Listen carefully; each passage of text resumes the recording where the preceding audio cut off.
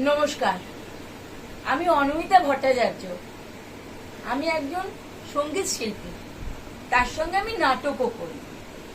আর আজকে আমি যার কথা বলতে এসেছি তিনি হচ্ছেন আচার্য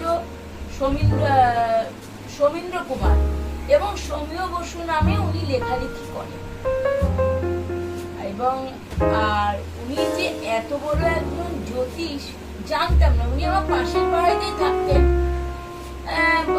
লেখালেখি করেন, গান করেন, এগুলো জানি, বা ইনস্ট্রুমেন্ট বাজান, এগুলো জানি, কিন্তু এত বড় যে জ্যোতিষ সেটা জানতাম।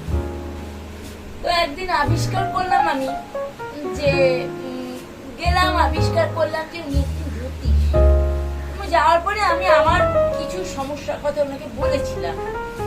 বলার পরে উনি সেই সমস্যার সমাধানও করে দিয়েছে।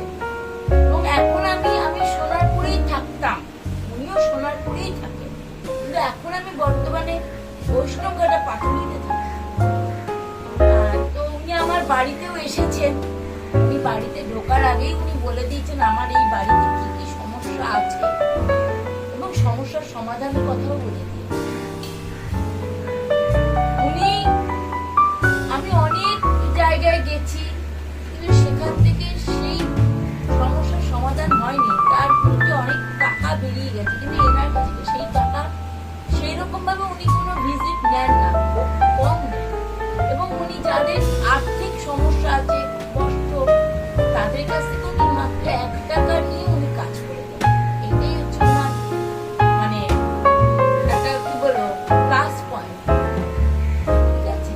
এবং আমি যে আজকে ভিডিও লাইভে এসেছি এটা বলতেই যে আমি যেমন উপকার পেয়েছি বা পাচ্ছি, আর আরো 5 জন যেন এই উপকারটা পান এবং তাদের সমস্যার সমাধান হয়, সেই জন্যই আজকে আমার এখানে আসা। আপনারা সবাই ভালো থাকুন, সবাই ওনার কাছে যান, সমস্যার কথা বলুন, সমাধান পেয়ে যাবেন, আর খুব ভালো থাকবেন। নমস্কার।